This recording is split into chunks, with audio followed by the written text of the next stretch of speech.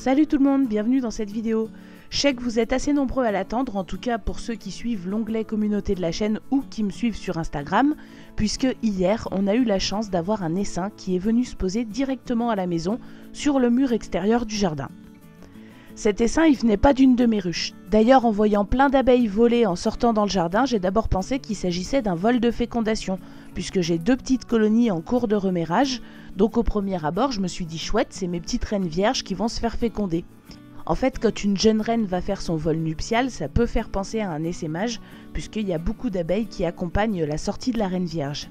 Donc en voyant toutes ces abeilles tournoyer au fond du jardin, je me suis approchée pour voir de quelle ruche elles sortaient, et là, surprise, aucune activité anormale sur aucune de mes ruches, juste les allers-retours normaux, ordinaires, mais aucune effervescence qui pourrait justifier tout ce vacarme.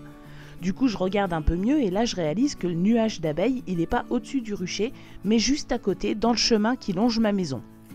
Donc, je vais voir ça d'un peu plus près et là, je trouve ce bel essaim en train de se poser sur mon mur. Donc, j'ai couru m'équiper et je suis allée chercher une ruchette et puis je vous propose aujourd'hui la mise en ruche de cet essaim vagabond qui a eu la sympathique idée de venir se poser juste chez moi.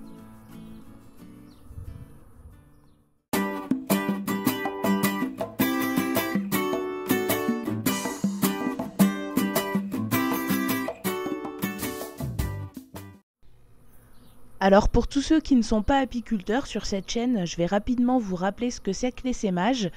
Au printemps, avec l'arrivée des beaux jours et l'augmentation des ressources en pollen et en nectar dans l'environnement, la population des colonies d'abeilles commence à augmenter considérablement et au bout d'un moment, si la colonie vient à manquer de place ou si la reine de la colonie commence à être un peu âgée, eh bien les abeilles vont lancer l'élevage d'une nouvelle reine. Et peu avant la naissance de la nouvelle reine, l'ancienne reine va alors quitter la ruche avec une partie de la colonie pour aller s'installer ailleurs.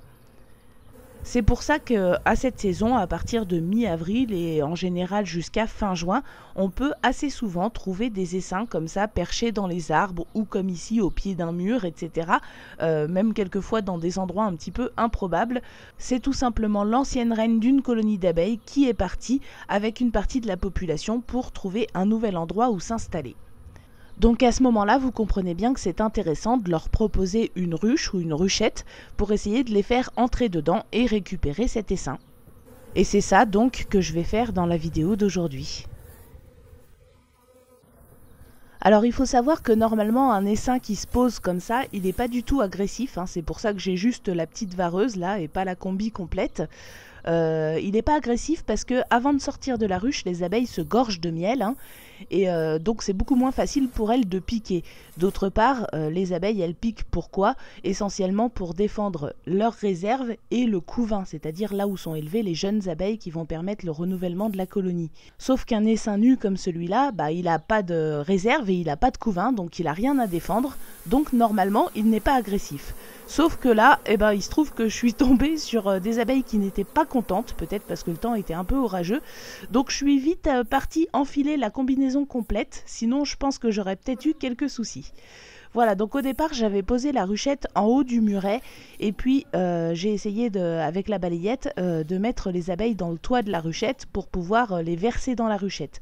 Sauf qu'en fait la balayette ça a eu pour effet de les énerver encore plus. J'ai réalisé que c'était pas une super idée, donc ce que j'ai fait c'est que j'ai ramené la ruchette tout près de l'essaim en espérant que les abeilles allaient s'y intéresser comme j'avais déjà versé quelques abeilles dedans.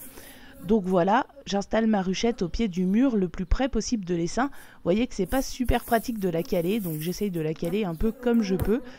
Et puis j'attends un petit peu que les abeilles veuillent bien entrer toutes seules d'elles-mêmes dans la ruchette. Alors on voit bien qu'il y a quand même des abeilles qui s'y intéressent, il y en a qui rentrent, qui tournent autour.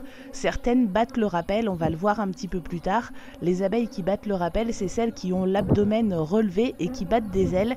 Et en fait, elles dégagent des phéromones pour indiquer aux autres abeilles de l'essaim qu'elles ont trouvé un endroit propice pour s'installer.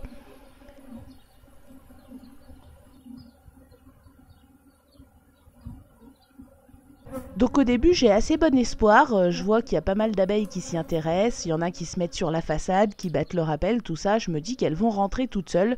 Sauf qu'en fait ça commence à prendre du temps, mais genre vraiment très longtemps, et les abeilles ne se décident pas à entrer. en fait, toutes les abeilles vont se mettre à rentrer dès que la reine sera à l'intérieur, mais tant que la reine n'est pas entrée, bon bah il y en a qui viennent voir, qui essayent d'appeler les autres, mais sans plus. Alors j'essaye de mettre un petit bâton pour les motiver à rentrer, hein, quelquefois ça suffit. Bon là en l'occurrence je peux pas dire que ça ait remporté un franc succès. J'essaye de le mettre dans différentes positions, etc. Bon, encore une fois les abeilles s'y intéressent un petit peu mais sans plus, ça prend vraiment beaucoup de temps. Si bien qu'au bout d'un moment j'avais même plus de place sur ma carte SD, hein. J'ai eu le temps de rentrer, de vider la carte, de revenir. Voilà, donc là on voit que oui, elle s'y intéresse, oui, il y en a qui viennent, mais sans plus, hein. La reine n'est toujours pas entrée à l'intérieur, visiblement.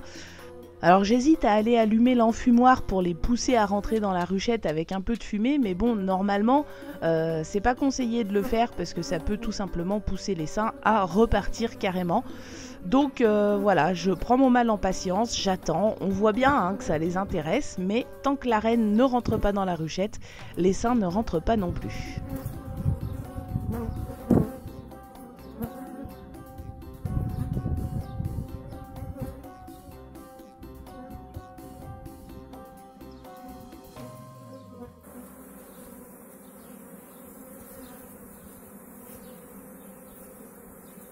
Du coup j'essaye avec ma balayette de les pousser encore un petit coup doucement en direction de la ruchette. Bon ça a quand même un petit peu d'effet, hein. Là on voit bien que les abeilles essayent de rentrer au point qu'elles arrivent même à faire tomber le morceau de bois que j'avais mis pour leur servir d'échelle.